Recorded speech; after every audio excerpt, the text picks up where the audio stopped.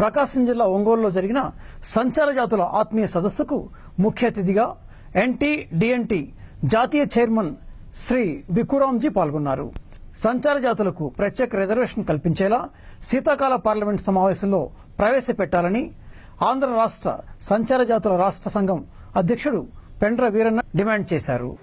ప్రకాశం జిల్లా ఒంగోలులో సంచార జాతుల సమావేశం ఏర్పాటు చేసి ఈ రోజు యావత్తు సంచార జాతుల సమస్యల మీద చర్చించడం కోసం ఏ విధంగా నేషనల్ గా జరుగుతుందో సమస్యలు చెప్పడం కోసం ఈ రోజున కార్యక్రమానికి గౌరవ చైర్మన్ బికురాంజీ గారు వచ్చారంటే చాలా ఆనందంగా ఉంది.